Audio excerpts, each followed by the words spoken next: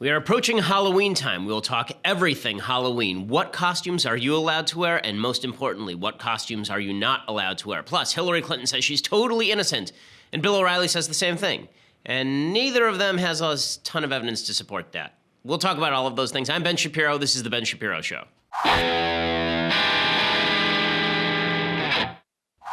Yes, here we are.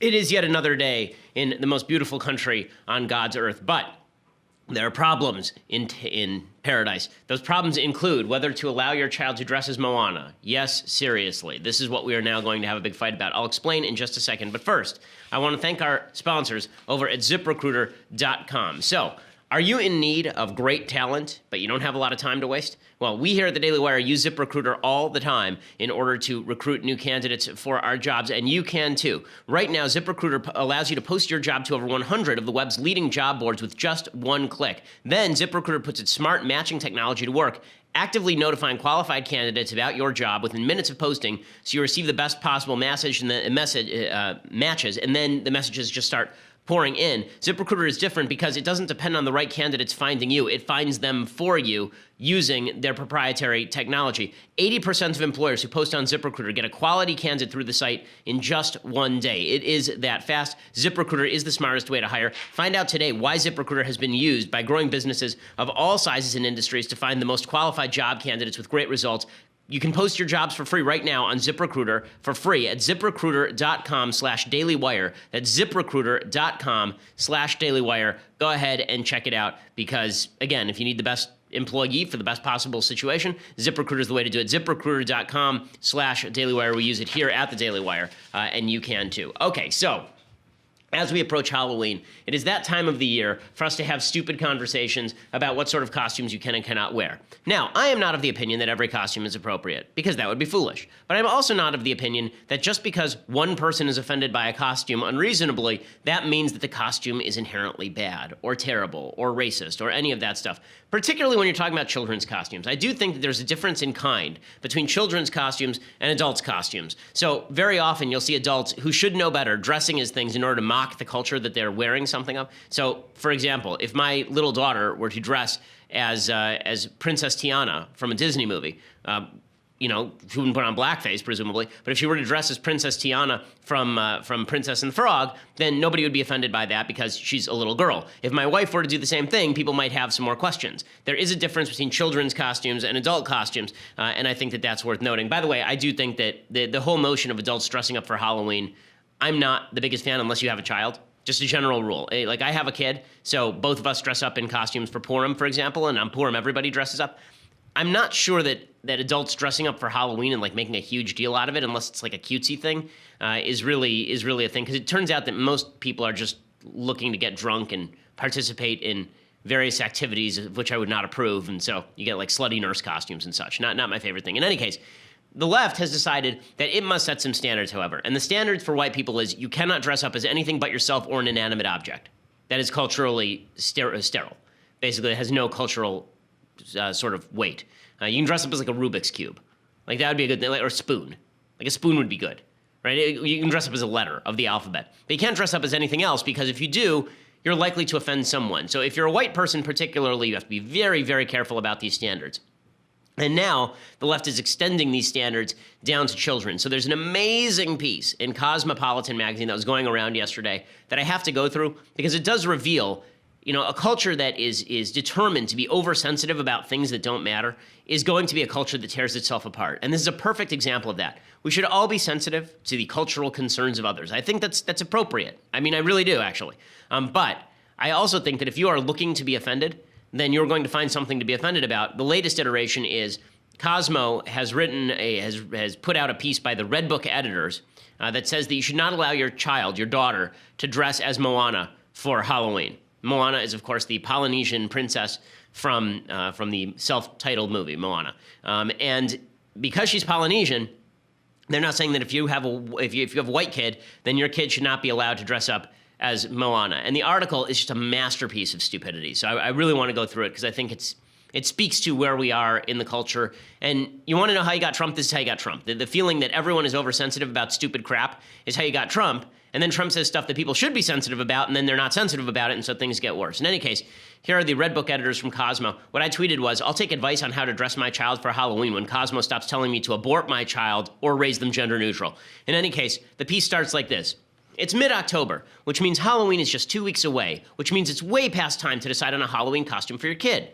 First of all, I mean, that in itself is stereotypical. I mean, how could you decide for your child? How patriarchal are you? Chances are, you have a child that is enamored with all things Disney and wants to be all of the princesses. All of them, especially Moana. The New York Post recently highlighted an article on raceconscious.org, which seems like a terrible way to spend your day, reading raceconscious.org, about how that's probably not a good choice if your kid is white, and revealed that moms are freaking out over the culturally appropriative costume. As I've said before, cultural appropriation is idiotic. It's one thing for you to take something that has deep spiritual meaning and then mock it. It is another thing for you to say, you know what's great? Italian food. You know what's awesome? Chinese food. You know what's pretty cool? Hoop earrings. Like really, if you're getting oversensitive about this stuff, folks, you really need a life. Then it says, needless to say, the Post coverage has only amplified the debate around what does or doesn't constitute cultural appropriation. Last year, Disney came under fire for its Maui costume, which depicted the demigod's painted brown skin. I looked this up. Apparently, Disney released a costume from one of the characters in the film, who's played by Dwayne "The Rock" Johnson, and the costume involved having brown skin, I guess. And this was a big controversy, and so they had to pull the costume. Basically, I'm looking it up right now. The reason people were angry is because the costume itself was a brown skin bodysuit adorned with Polynesian tattoos and a faux leaf skirt, and 2 sets of wigs with thick dark hair to top off the Maui and Moana look. And this is just terrible because, for some reason that I don't understand, because Maui is a Polynesian in the movie. So that's kind of weird. Like, they weren't saying that you should paint your face black. They were saying this is what Maui looks like. We all have eyes. People are different colors. In any case, I don't think that it was just the worst thing that ever was. In any case, the company ultimately pulled the costume in response to the uproar, saying the team behind Moana has taken great care to respect the cultures of the Pacific Islands that inspired the film, and we regret that the Maui costume has offended some. The Maui question may have been settled, but this year there are plenty of tweets out there asking the internet and Lin-Manuel Miranda if it's okay to dress up as Moana for Halloween. First of all, I think we have to ask a question. Why should Lin-Manuel Miranda be able to write the music for a movie about Polynesians? Why not a Polynesian person writing Polynesian music for a movie about Polynesians? Lin-Manuel Miranda is in Polynesia, as far as I'm aware. In any case, the original article, written by Sashi Ferris, discusses how her white daughter was torn between dressing as Elsa from Frozen or the titular character from Moana. Ferris expresses concern that while an Elsa costume might reinforce notions of white privilege, dressing up as Moana is essentially cultural appropriation, the act of reducing someone's culture to stereotypes and thereby belittling it. Though Ferris puzzles over how one might wear a Moana costume respectfully, she ultimately decides it just isn't a good idea. So, let's get this straight. The left is saying your daughter can't dress up as a Polynesian girl that she admires because that's bad. Because something. We can't have heroes who are cross-cultural. We just can't do it. Jews have to dress up like Jews. White folks who are not Jewish or Italian or German have to dress up like those people. Basically, dress up as yourself is the Halloween advice from the left this year for white people. I do love the idea that she can't dress up as Elsa because that would be ethnocentric. But she should dress up. She also can't dress up as Moana because that would be cultural appropriation. I'm a little dizzy at this point. It says, at this point, you might be saying something like, but I just dressed up as Jasmine as a child and I'm not a racist, or it's just a Halloween costume, please chill the F out. Right, I'm saying both of those things, but I didn't dress up as Jasmine. But one of the best things about time is that it moves forward. You should too. This is Cosmo. You can and should strive to be better than you were 10, 20, or 30 years ago. Well, how about more intelligent? Because it sounds like you just want us to be dumber than we were 10 years ago. If you missed the mark when you were younger, maybe think about using this Halloween as an opportunity to teach your kids about the importance of cultural sensitivity. If your child's dream costume feels questionable, don't just throw up your hands and hand over your credit card. You're the parent here, and the onus of what your child wears falls on you. If your kid wears a racist costume, you're kind of wearing it too. I just want to note here a little bit of an incongruity. Okay, I love that sentence. You're the parent here. Right? If your child's dream costume feels questionable, don't throw up your hands and hand over your credit card. You're the parent here. Unless your child is a boy who declares that he's a girl, in which case you're not the parent here, shut the F up and hand him over to a pediatrician for hormone blockers. Then you're not the parent. So if your kid decides that your kid is a member of the opposite sex, then you're not the parent anymore. But if your kid wants to dress up like Moana, well, damn it, step in! Don't you understand the kind of damage you're doing to the country? Okay, but it gets even better. Recognize this. Moana is a really special character to young girls of Polynesian descent who have never seen a Disney princess who looks like them. Just like how Tiana from The Princess and the Frog likely resonated with young black women who had waited decades to see themselves represented. Okay, so? White girls have plenty of princesses to choose from. There's Belle, Ariel, Snow White, Sleeping Beauty. You get the idea. Well, I guess that only mermaids can dress up as Ariel. And as far as these other characters, none of them are Jewish, so what does my daughter do? I just don't know. Is it white cultural appropriation for her to dress up as Cinderella? She's really big into Cinderella. If your Caucasian son or daughter doesn't get to be exactly what they wanted for Halloween, encourage them to take a step back and realize that they're awash in privileges that the real Moanas and Tianas of the world will likely never see, because the world is full of racist a-holes. I'm going to go with, if you are so race conscious that you think that you can't admire someone of a different color or ethnicity, you may be one of the racist a-holes. You might want to take a look in the mirror. But here's the best part of the article. Basically, the article says you can't dress your daughter as Moana because Trump. Really, I'm not making this up. Like, this is how you got Trump times 1,000. And those a-holes are becoming ever more empowered, writes Cosmo. Our president is a hate group apologist who tried to ban refugees from seeking asylum in our country simply because of their faith. Meanwhile, black Americans continue to be killed by police, and anti-Semitic voices feel louder and more powerful than they have in decades. So what does this have to do with a seemingly innocuous princess costume? Pretty much everything.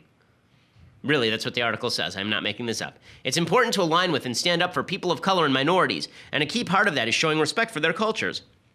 To pretend to be a racial, ethnic, or religious minority when you're not makes light of their history and reinforces a deeply problematic power dynamic wherein white people use, then discard, pieces of culture they've subjugated for centuries just because they can. And they say that your kids can still sing Moana songs.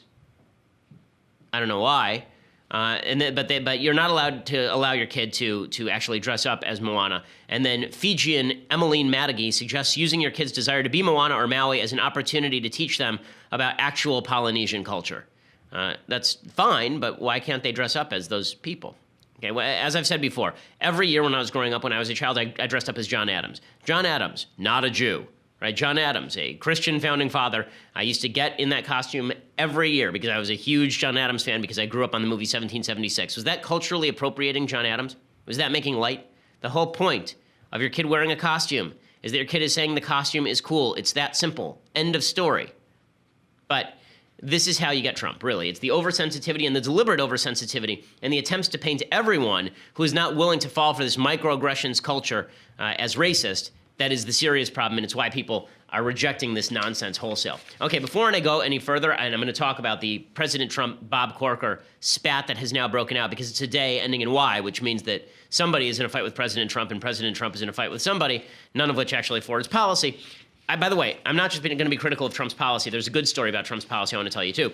But first, I want to say thank you to our new sponsors over at Saucy. So, everyone at some point has wished they could just have beer, wine, or liquor delivered direct to their home, particularly during this news cycle, particularly when everything is so depressing. Sometimes you wish that someone would just deliver a bottle of whiskey to your house. Well, now there is such a service. This is Saucy. Okay, it's the alcohol delivery app. They deliver your favorite wine, beer, and liquor right to your door on demand. We've used it for vodka in the Shapiro home. It is the Lyft or Uber for alcohol. If you're in LA, San Francisco, Chicago, San Diego, or Sacramento, your Saucy order will arrive at your door in 30 minutes or less, ready to drink. And for the rest of us, Saucy will deliver beer, wine, and liquor to your door in 2 days or less, nationwide. No order minimums, no delivery fees, no running to the store. You're sitting at home, you're watching the news, you're depressed, or you're sitting at home watching a romantic movie with your significant other, and you just want a bottle of something. That's what Saucy is for. If you've got the Saucy app, you've got a fully stocked bar on your phone. You don't have to go out and spend hundreds of dollars on every possible drink that you might want. Instead, you just call for a drink when you want a drink. For a limited time, you can get $15 off when you download the Saucy app and enter promo code Ben. Again, $15 off when you download the Saucy app and enter promo code Ben. That's the Saucy app spelled S-A-U-C-E-Y, S-A-U-C-E-Y, and enter promo code Ben for $15 off. Get that Saucy app today and use promo code Ben. As I've said before, there are certain things in life that just make you feel wealthy even when you're not. Saucy app is one of those things it does. It's basically like having a butler who can bring you liquor when you want it, which is pretty awesome. Saucy, S-A-U-C-E-Y, and enter the promo code Ben after you download the app and get $15 off your order. Okay, so meanwhile, while the rest of the world fights over Halloween costumes, people tend to think that this Halloween costume thing is irrelevant, except that it's not. Okay, at Yale University last year or 2 years ago, Erica Christakis was the head of she was the resident advisor at Silliman College, which is a place that a bunch of students live at Yale, and she wrote a letter to people saying basically, don't be offensive if you can avoid it. But if you're offended, maybe take a second thought about why you're offended and whether it's worthwhile being offended about Halloween costumes. The students went completely insane. There was all sorts of video of the students screaming at her husband, Nicholas Christakis, who's a very famous professor, and yelling at him and telling him to shut up and listen to them because they're people of color in many cases, and he is a white guy, and so he should shut up and listen to them because their opinions are important and his not, and his wife's letter made them feel unsafe, et cetera, et cetera. He ended up resigning his position at Silliman College, and so did she. This sort of thing is happening all over the country. Over at University of Texas at Austin, they actually put out a guide as to what sort of costumes you should think about wearing for Halloween so as not to offend everyone. And they legitimately come up with things like, don't dress up like cowboys or Indians because that might be offensive to someone. Don't dress up as, you can't do a south of the border party, so you can't do anything that is Mexico related. They did a whole shtick about why you should not dress up as various members of other cultures. And then what do they leave? They're like, you can dress up as a Rubik's Cube. Dead serious. This is what they suggest, that you should dress up as a Rubik's Cube. They also suggest that perhaps you should dress up as letters of the alphabet. We know that certain, which I find weird, because certain letters of the alphabet are inherently offensive, like the letters W and T. I mean, T will remind people of Trump and might trigger them, and W will remind you of W and might trigger you. Decade time period, they say you should dress up in like a 50s outfit, but doesn't that ignore the plight of women during the 50s? They say you can dress up as comic book heroes and villains, but what if you're culturally appropriating Kryptonite culture, Kryptonian culture? How do you know? And then my favorite one here is that you're allowed to dress up as Catalina Yacht Mixer or Preppy. So you can do a cultural stereotype of a white guy in boat shoes, but you can't do any other sort of cultural stereotype. Well done, University of Texas at Austin. Again, this is the sort of stuff that tears us apart needlessly. Everybody should take a deep breath because it isn't that important. But we're going to have a big fuss over it this year. I promise you, this is just the beginning of the stupid Halloween stories. Okay, so meanwhile, in more important news, President Trump is on the Hill trying to push through his tax reform package today. We still don't know exactly what that package looks like. There's been a lot of talk about it, what exactly that will look like when all is said and done. There's been some talk about it, including revisions to 401k plans. Trump rightly has said he is not going to do that, which is good. There's been some talk about not lowering the top tax bracket, which is stupid. The top tax bracket should be lowered, and that's not just because I'm a member of the top tax bracket. I felt that way before I was a member of the top tax bracket. The reason being the people who actually hire you and create your jobs are very often members of the top tax bracket. Okay, beyond that, there's a lot of controversy over what this will include, and Trump has a very fractious caucus, And when I say very fractious, I mean that Trump he was saddled with a Senate that only has 52 votes.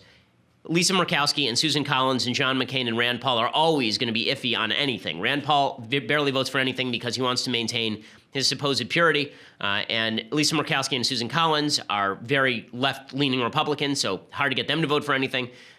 And Trump has exacerbated some of these problems by going directly to war with some of these senators. So the person who he's currently at war with is Bob Corker, the senator from Tennessee. He's been angry at Bob Corker for several weeks now because Corker has been sounding off about President Trump. Now, I am not a Bob Corker fan. I think Bob Corker is as oozy and slimy as it is possible to be in the United States Senate. Bob Corker is the guy behind the Senate approval for the Iran deal. Bob Corker is the guy who was happy to back President Trump all the way up till the election and then flirt with being Secretary of State before he decided to turn on him. So now Bob Corker is going out in public and yelling basically at President Trump, talking about how terrible he is. Here's Bob Corker ripping him this morning. The constant non-truth telling, the name calling, the things like, I think the debasement of our nation will be what he'll be remembered most for, and that's regretful. And it affects young people. I mean, we have young people who, for the first time, are, watching a president stating, absolute non-truths, nonstop, personalizing things in the way that he does, and it's very sad for our nation. So there's Corker. Trump is debasing our nation. The only thing he's going to remember for it is debasing our nation. Dude, you're part of that debasement if this is the way that you feel. Like, thank you for taking no political risk now that you said you're not running for re-election and then coming out and ripping Trump in the middle of a tax reform fight. But this is why, all the talk about ideological relations on the Hill, a lot of it's nonsense. A lot of it's interpersonal. Like, John McCain and Trump despise one another. The same thing is now true of Bob Corker. Bob Corker didn't stop there. He then ripped into Trump even more so, and then Trump ripped back. I've been with him on multiple occasions to try to create some kind of aspirational approach, if you will, to the way that he conducts himself. But I don't think that that's possible, and he's obviously not going to rise to the occasion as president. Okay, so there's Bob Corker ripping Trump up and down, and Trump responds not by trying to tamp things down, by saying this. Bob Corker, who helped President Obama give us the bad Iran deal and couldn't get elected dog catcher in Tennessee, is now fighting tax cuts. Fair. Corker dropped out of the race in Tennessee when I refused to endorse him, and now is only negative on anything Trump. Look at his record. Isn't it sad that lightweight Senator Bob Corker, who couldn't get reelected in the great state of Tennessee, will now fight tax cuts plus? Senator Corker is the incompetent head of the Foreign Relations Committee, and look how poorly the U.S. has done. He doesn't have a clue, as the entire world was laughing and taking advantage of us. People like little Bob Corker have set the U.S. way back. Now we move forward.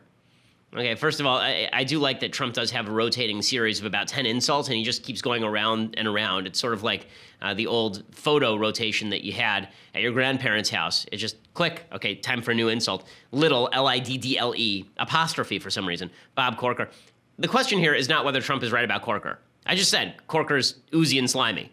Okay, I think that that's basically correct. The question is this effective in pushing your legislation? I'm going to go with no. I'm going to say this probably isn't super effective in pushing your legislation. Good luck pushing through tax reform when Bob Corker, Lisa Murkowski, Susan Collins, Rand Paul, and John McCain are all part of your caucus, and all of them hate you. You know, this is where some of Trump's wheeling and dealing would have been really nice, but the problem is that Trump was never that guy. And this is a point where presidential relations does matter. You know, there's sort of this assumption that, here's what's going to happen. All these senators are going to vote against tax reform. Trump's going to play McConnell. The Trump base will blame McConnell because it's convenient to blame McConnell, and everyone will forget about how Trump said that McCain was not a war hero and suggests that Bob Corker is disgusting and has gone after Rand Paul. Now they're friends again, I guess, but they'll be enemies again soon enough. You know, none of this is particularly helpful, and none of it pushes legislation, which is why a lot of the accomplishments of the Trump administration are basically happening at the executive level. Virtually none are happening at the legislative level. So in good news, Molly Hemingway reports over at the Federalist that the Trump administration, there have been about 13,000 new regulations added to the federal rolls every year for the last 20 years or so. The Trump administration has added basically zero. That is a very good thing. We don't need more useless regulations that have not been approved by the American people. So on the executive side, the stuff that Trump can control, it seems like a lot of it is going pretty well. The stuff that he can, let's put it this way, the stuff that he can control and is allowing his team to do what they're supposed to do, all of that is going fine. Right? All of the regulatory cuts, all of the judicial nominations, all the stuff where he takes his hands off, all that's going fine. All the major legislative pushes, though, those are collapsing into sand. And there are personality problems here. Personalities do matter in politics. George W. Bush was a backslapper and a guy who got along with people. Barack Obama at least did that with his own party. He alienated all the Republicans, but he did that with his own party. I don't think that you see the same thing from President Trump, which is kind of amazing. I'm not blaming Trump for all of this because I think the Democrats were motivated to go against him from the very start. But Trump came into office as one of the guys on the supposed right side of the aisle who was very friendly with Democrats. He'd worked with Chuck Schumer, he'd worked with Nancy Pelosi, and now it seems we've fallen into this basically three-pronged scenario, none of which are fantastic. One is only executive actions get done. We can cheer that, but if Trump loses, then the executive actions get reversed day one. Two, nothing gets done in Congress at all because he can't get his own caucus together. And three, he surrenders to Pelosi and Schumer as supposedly he was going to do with DACA. None of these are glorious outcomes. That's why President Trump really needs to focus and really needs to do a little bit of wooing if we're going to get anything done here at all. Now, I want to talk about the crisis among Democrats as well as Bill O'Reilly's controversy in just a second. But first, I want to say thank you to our sponsors over at Skillshare. So let me just tell you, the job market is incredibly fluid. Right? The job market is incredibly fluid, meaning that people move job to job. You're no longer at the same job for 20 years. If you are, it's only because you're constantly increasing and improving your skill set. The only way that I know to do this in really effective fashion repeatedly is with my friends over at Skillshare. They have over 3 million members, more than 17,000 classes. It is the Netflix for online learning. Skillshare allows you to take classes in things like graphic design, DSLR photography, social media marketing, digital illustration, and much more. And Skillshare classes are taught by industry experts and experienced professionals, perfect if you're looking to build your career or start the side hustle of your dreams. So I have personally taken their watercolor class, and let me tell you, I am now Monet. I'm just amazing at watercolors. But beyond that, I'm now taking a more important class, I think, for me anyway, social media marketing, and that is very useful in the business that we are in. Skillshare allows you to take these 45-minute classes and increase your skill set on a routine basis. Next time you're sitting with your boss and your boss says, does anyone in the room know how to do X? You're going to know how to do X because you have Skillshare, or at least you can fib, say, I know how to do it, go home,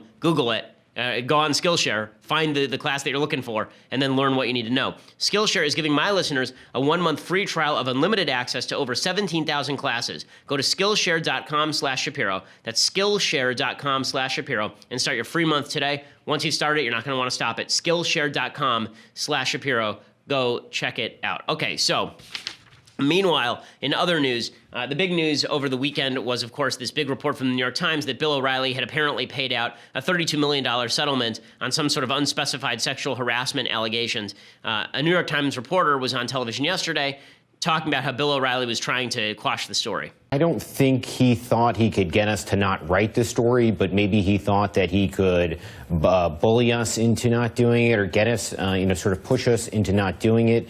It certainly wasn't the type of interview where he tried to charm us. It was clear from the beginning that this would be unlike any other interview that I certainly had ever been in, where, he was going to, as hard as he could, to make the case that this was not fair and that we weren't really following the facts. And we spent a lot of time there just asking him questions to try and learn as much as possible. Okay, so this obviously did not work. The New York Times ended up writing a very, very lengthy hit piece on Bill O'Reilly. O'Reilly is fighting back against what he called lies and smears. Megyn Kelly, as we played yesterday, said that she had complained to the administrators over at Fox News about Bill O'Reilly's treatment of women. Going back years and years and years, there's a settlement from Fox News and Bill O'Reilly against with regard to one of his producers, a woman named Andrea Macris, who I had once met when she was producing O'Reilly's show. That's when you heard all of the tapes about Bill O'Reilly basically calling her up and leaving messages on her machine of a sexual nature. She posted, so Bill O'Reilly has posted on his website 3 notes. So one is from Megyn Kelly and her husband. It says, Dear Bill, what a class act you are coming to my baby shower. I was truly touched. I know how busy you are, especially that time of day. It meant a lot to me and Doug. And thank you for the darling bodysuits and snuggly. It's hard to believe we'll soon have a little human being in our lives tiny enough to fit in this. You become a dear friend no matter what you say, and I'm grateful to have you in my life. And then there was another one from Megyn Kelly that said, thanks for the plug on Doug's book. I realize you didn't have to do that, especially after mentioning it already. I appreciate how supportive you've been of me over the years here at Fox News Channel. You're a true friend and mentor, Megyn Kelly. And then there's one from Gretchen Carlson, who also has suggested there's reality to the rumors about Bill O'Reilly. And it says, Bill, thank you for being the calm in the sea. Thank you so much for supporting me. Thank you for being my friend. It means the world to me, Gretchen Carlson. So this is being used as proof that Bill O'Reilly did not do all of these things. So a couple of things. One, very hard to imagine a personal $32 million settlement in a case where there's no evidence. Very, very difficult to imagine that. So all of this is alleged because settlements are confidential, but difficult to imagine nothing happened here. Difficult to imagine, and I have a feeling more stories are going to come out in the near future. Second, these thank you notes don't really say a lot. The reason I say they don't say a lot is because people write thank you notes to each other all the time for attending events. They're constantly saying nice things and polite things to each other because they need them for career purposes or because they work for them or work with them that they don't actually mean. I mean, if you go back and read my book, Bullies, I say some nice things about Steve Bannon that I can say, in all fairness, were probably motivated by the fact that I was working for Steve Bannon at the time. In any case, I don't think that stuff is particularly rare in the business because, again, everybody needs to scratch each other's back when it comes career time, but that doesn't say anything about the nature of these allegations. O'Reilly also released an affidavit from a woman named Les Wheel, or Liz Wheel, sorry. She's a former Fox News legal analyst, and he claims on his website the affidavit repudiates all allegations against him, but this is not true. Basically, the affidavit says from Liz Wheel that she's known Bill O'Reilly for over 18 years. We have worked together, we have socialized, and on occasion, I gave him legal advice. And it says, at the end of 2016, I hired counsel who prepared a draft complaint asserting claims against Bill O'Reilly. We've since resolved all of our issues. I would no longer make the allegations contained in the draft complaint. Well, of course not. Once you settle, that bars you from making the allegations in the draft complaint, so that doesn't help at all. It says, additionally, over the years while I was acting as Bill O'Reilly's counsel, he forwarded to me certain explicit emails that were sent to him, and any advice sought or rendered is attorney-client privileged, confidential, and private. I have no claims against Bill O'Reilly concerning any of those emails or any of the allegations in the draft complaint. Right. Again, once you settle things, you can't sue based on them. So, because the settlement is approved by the court. So the idea that Bill O'Reilly is off the hook on this, not legally true, just as a lawyer. It says, also, I've reached an accommodation with Fox News regarding the termination of my employment. I have no claims against Fox News. Again, she doesn't have claims against Fox News because she settled all of them. So that doesn't tend to do much. The reason that I point this out is because there's going to be a tendency that I think we all ought to avoid on both sides to say, Harvey Weinstein is guilty because I'm right-wing, or Bill O'Reilly is innocent because I'm right-wing, or vice versa on the left. And you see the ratings on CNN and MSNBC. Every time they talk Weinstein, according to Yashar Ali over at Huffington Post and The Atlantic, he says every time CNN and MSNBC cover Harvey Weinstein, the ratings plummet. Every time they cover O'Reilly, the ratings go up. That's because people want to believe things about people they don't like. So let's not fall into that trap. Given the evidence on the table, a $32 million alleged settlement, and the evidence that O'Reilly has produced, this does not quell my suspicions. O'Reilly said yesterday in an interview that he was angry at God. If the allegations are true, I have a feeling the feeling might be mutual. Again, I don't think that we should make light of people on our own side doing bad things just because they're on our own side. Speaking of which, the Democrats continue to defend Hillary Clinton, which is very exciting. So the new allegations about Hillary Clinton have basically been that Hillary Clinton sold essentially 20% of the uranium of the United States, or her State Department did, to Rosatom, which was the Russian Atomic Energy Agency, and that at the same time, the Russians were giving all sorts of money to the Clinton Foundation. The FBI and DOJ knew about it and did nothing. Hillary Clinton came out yesterday and she said, no, all this has been debunked, don't you understand? It's been debunked. I would say it's the same baloney they've been peddling for years, and there's been no credible evidence by anyone. In fact, it's been debunked repeatedly and will continue to be debunked. But here's what they're doing, and really, I have to give them credit. You know, Trump and his allies, including Fox News, are really experts at distraction and diversion. So the closer the investigation about real Russian ties between Trump associates and real Russians, as we heard Jeff Sessions finally admit to in his testimony the other day, the more they want to just throw mud on the wall, and I'm their favorite target, me and, President Obama. We're the ones that they always like to put into the crosshairs. So what she's saying here, first of all, I love C-SPAN Book TV. I've been on it a couple of times. It's always a lot of fun. I do like they're doing this from her kitchen, apparently, like from grandma's kitchen.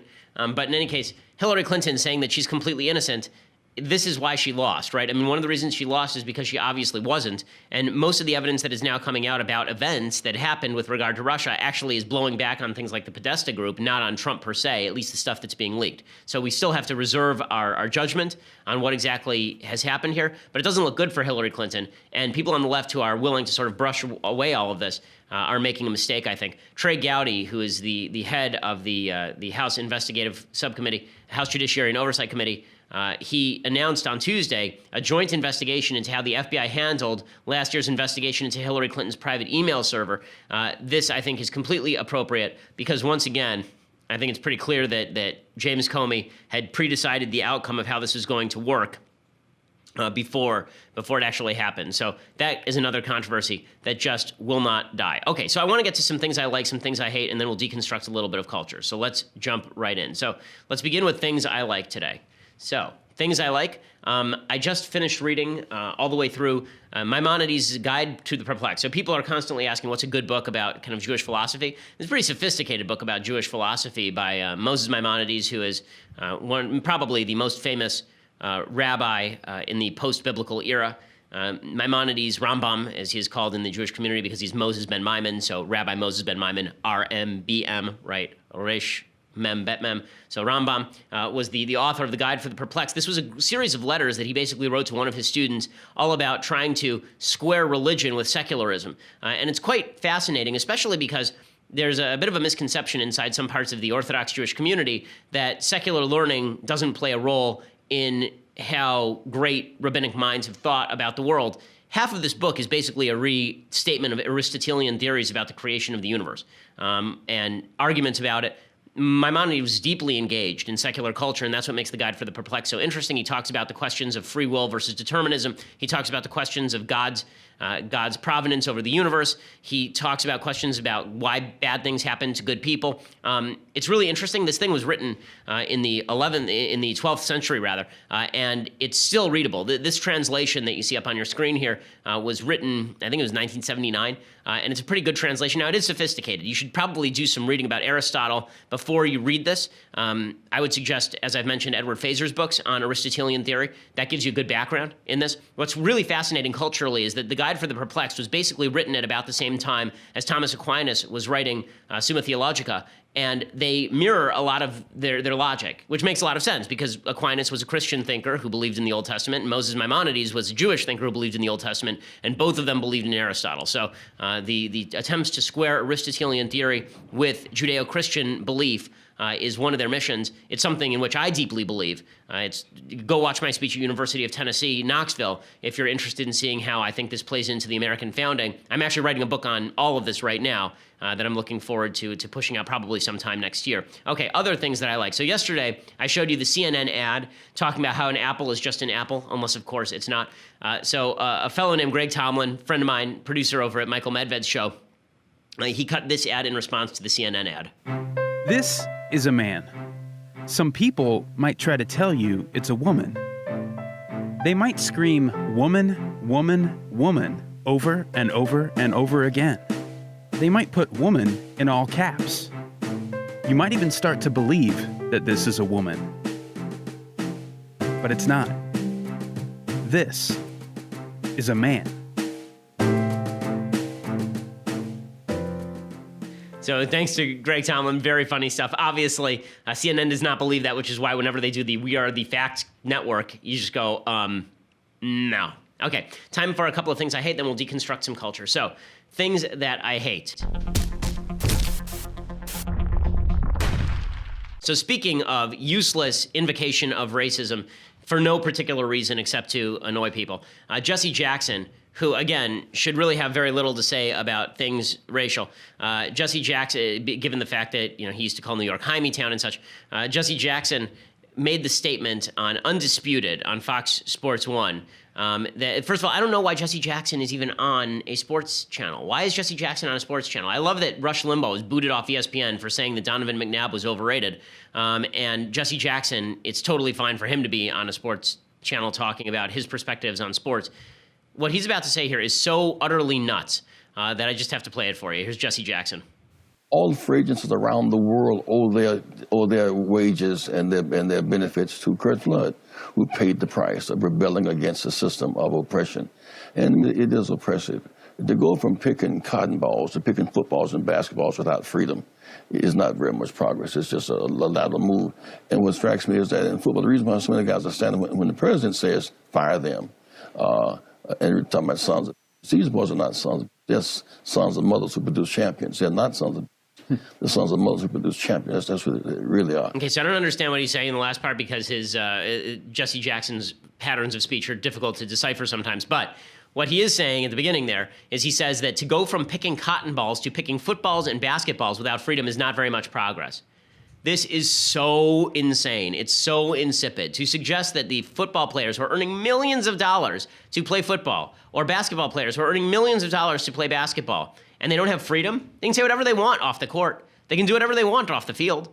This idea they don't have freedom. I am an employee, right? Or I have employees. If my employees speak out in terrible, awful, evil ways, there are punishments and there are consequences.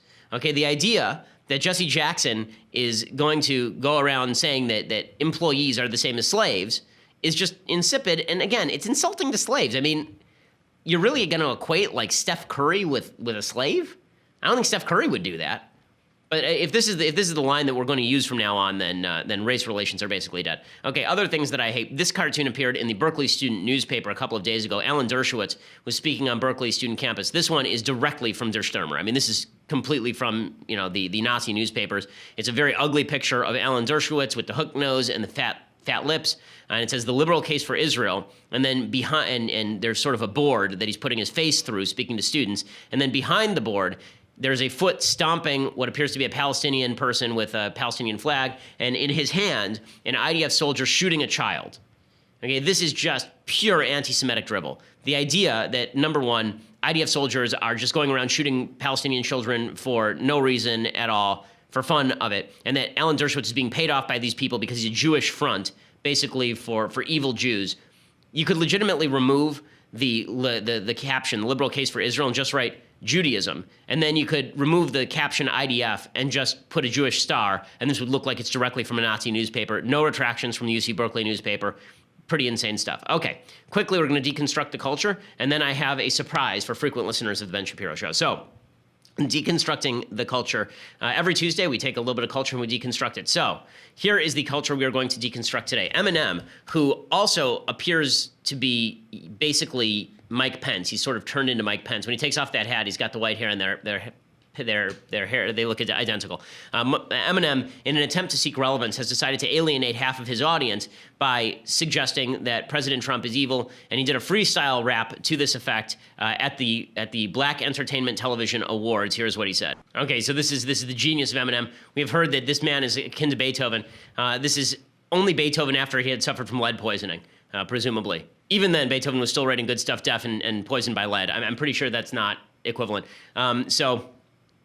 He's a genius because he can come up with a bunch of near rhymes for the word pot. Congratulations, this is just genius stuff. I also like that cultural appropriation is fine so long as you're a leftist who hates Trump, right? So he's culturally appropriating a lot of obvious, black rap culture here, clearly. I mean, this has been Eminem's shtick for a very long time. And then he can use phrases like this. Now I got a hatchet like a damn Apache would a tomahawk.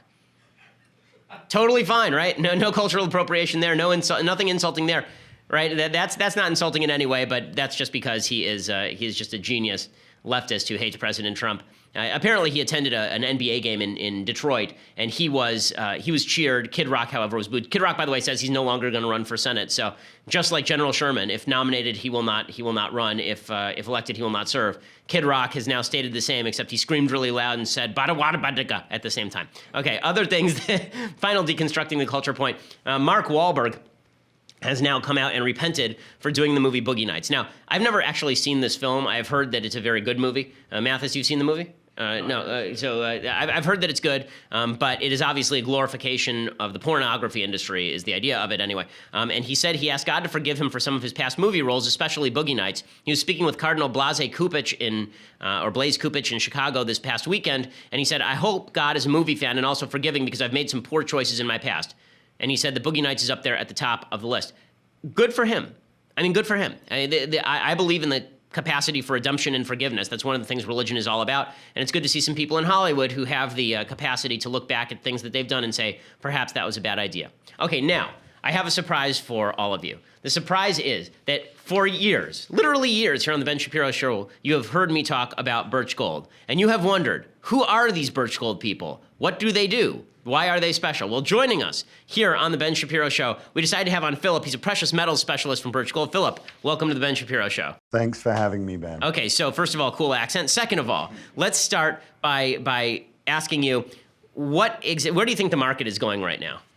Look, I mean, it looks tough. You look at the big picture, and we have, I think, a number of different problems. Debt currently is a big issue here in the United States. We're holding more debt than we ever have before.